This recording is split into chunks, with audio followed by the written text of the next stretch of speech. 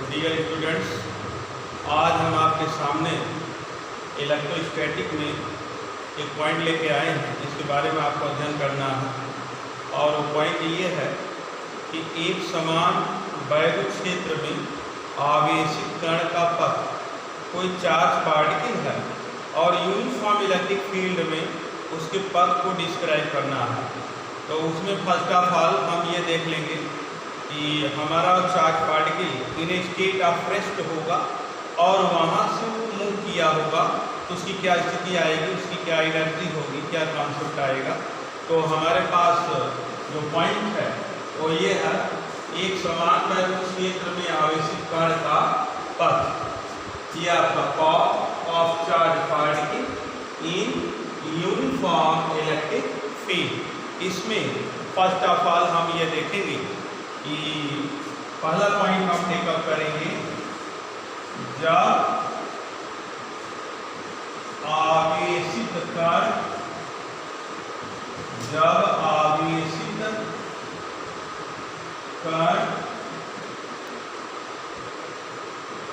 स्थिर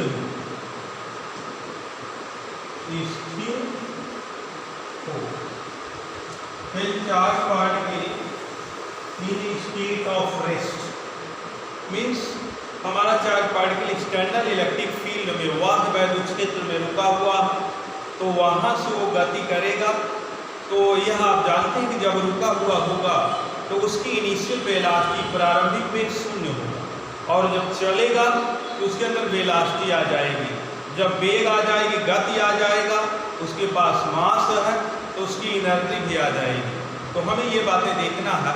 हम ये कंसिडर कर लें कि हमारे पास एक कोई ये एक्सटर्नल इलेक्ट्रिक फील्ड है और ये वैद्युत क्षेत्र है और वह वैद्युत क्षेत्र इस तरीके से हम एक लाइन से इंडिकेट कर रहे हैं।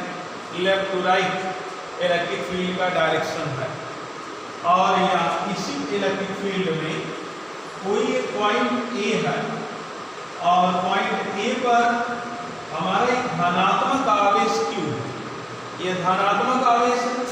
तो इस पर जो कार्य करने वाला वैद्युत बल होगा ये इस दिशा में होगा और यही आवेश अगर ऋणात्मक हो जाएगा, इस पर कार्य करने वाला जो वैद्युत बल होगा ये वैद्युत क्षेत्र के विपरीत दिशा में होगा। तो हम लोग पॉजिटिव लेकर पहले चल रहे हैं। तो हम ये कंसिडर कर लें कि ये धनात्मक आवेश Q बिंदु A पर स्थिर है। तो जब धनात्मक आवेश Q बिंदु A पर स्थिर होगा तो जो ही इलेक्ट्रिक फील्ड में होगा, जो ही इस पर एक इलेक्ट्रोस्टैटिक फोर्स वैद्युत, ये आपका जो स्थिर वैद्युत बल है वो काम करना शुरू कर देगा। और वो वैद्युत बल कितना काम करेगा, तो हम ये लिख सकते हैं आवेश Q पर वैद्युत बल, तो ये कार्य करेगा या बराबर Q इंटू E, इतना ये इलेक्ट्रिक फोर्स काम करेगा।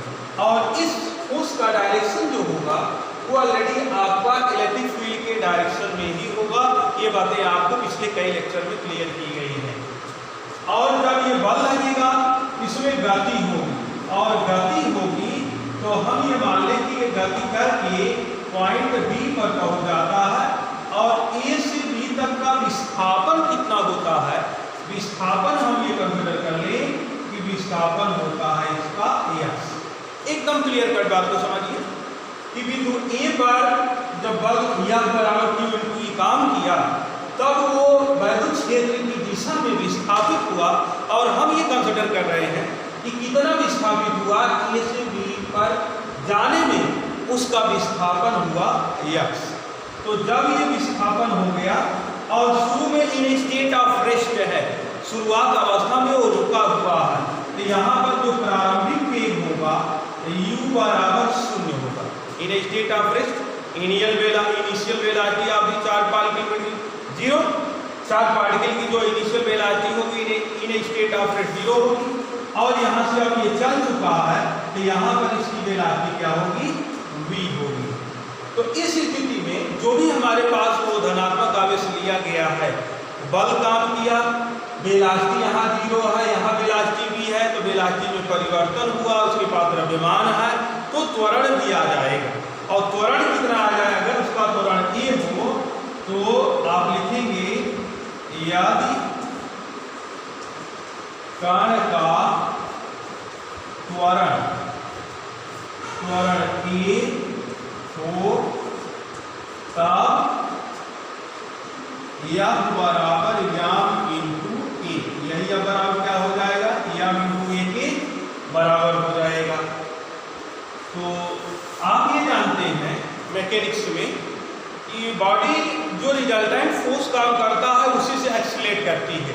तो यहाँ रिजल्टेंट फोर्स ऑलरेडी आपके यह बराबर क्यू इंटू ए है, और इसी से वो पार्टिकल हमारा एक्सीलरेट किया होगा, त्वरित किया होगा, और उसके अंदर त्वरण आ गया ए, तो यही आप बराबर याम इंटू ए के बराबर हो गया। हम दोनों इक्वेशन को जब मिला देंगे तो हम ये लिख देंगे फ्रॉम इक्वेशन 1 और 2, और यही आपका हो गया याम इंटू ए बराबर क्यू इंटू ई, और यहाँ से आपको मिल गया ए बराबर q e by m, expression number 7। ये स्थिति हो गई आपकी, ये मिल गया acceleration of the charge particle. उस चार्ज पार्टिकल जो आवेशित कण है जो बिंदु ए से बी पर गया है, उसका त्वरण आ गया ए बराबर क्यू ई बाई एम।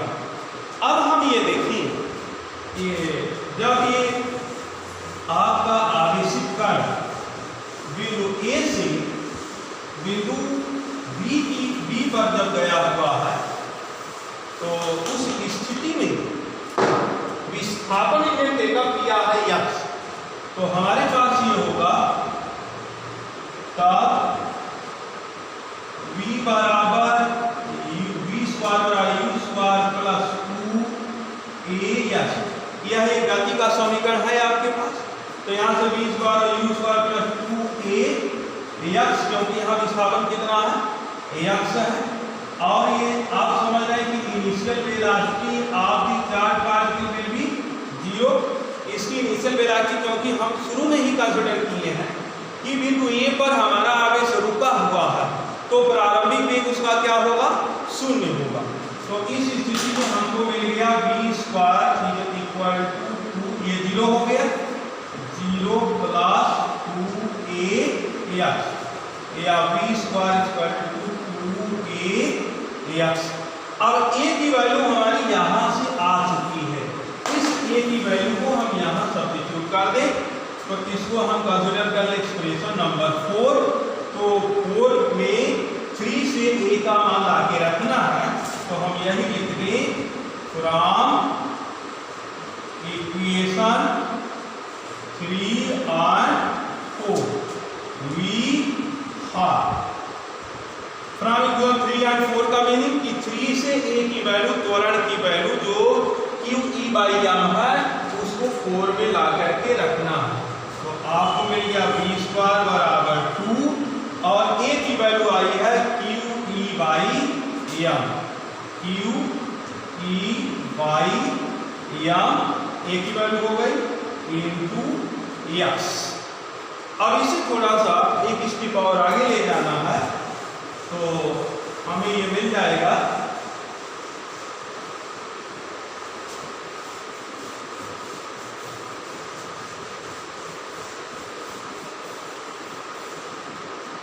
अब हमें वेलोसिटी मिल गई उसकी v स्क्वायर बराबर आपका 2, a की जगह पर हमें मिल गया q e by m into x, या इट इम्प्लाइज यही velocity v square is equal to 2 q by m e into x को हम एक साथ कर दें, ई इंटू एक्स को हम एक साथ करते हैं।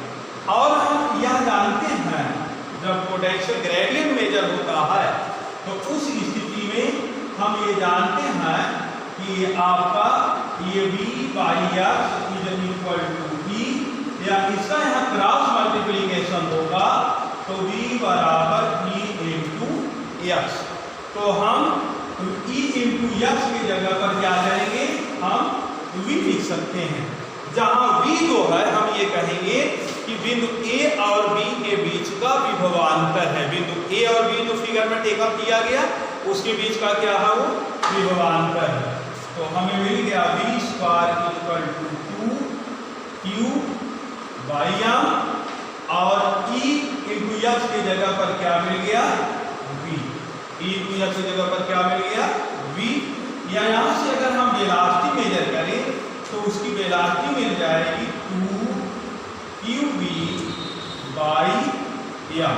ये हो गया एक्सप्रेशन नंबर नेक्स्ट। ये यूनिफॉर्म इलेक्ट्रिक फील्ड में चार्ज पार्टिकल हमारा जब मूव किया हुआ है इन स्टेट ऑफ रेस्ट से वो चला और उसके अंदर वेलोसिटी v आई, तो वेलोसिटी v की वैल्यू आ गई v इक्वल टू √2qv/m। अब हम ये देखें कि जब वो गति किया हुआ है तो उसके अंदर गति के कारण गतिज ऊर्जा क्या आएगी, और अगर उसकी गतिज ऊर्जा क्या हो जाए, हम ये कहें कि यदि कण की गतिज ऊर्जा काइनेटिक एनर्जी के हो तो के इक्वल टू क्या होता है, half mv square. K equal to half mv square, और v स्क्वायर की ये वैल्यू जो टेकअप हुई है ये 2q/v, ये v स्क्वायर का मान हम ले जाकर के यहाँ रख सकते हैं, तब हमें ये मिल जाएगा already d + k equal to half m, और v स्क्वायर की ये वैल्यू जो है अब देखिए v स्क्वायर का ये 2qv/m, 2qv/m। ये 2 से 2 कैंसिल आउट होगा, m से m कैंसिल आउट होगा, और ये मिल जाएगा d + k बराबर q × v। k बराबर क्या मिल जाएगा, q × v। यहीं से हमें इलेक्ट्रॉन वोल्ट की डिफिनीशन मिल जाती है।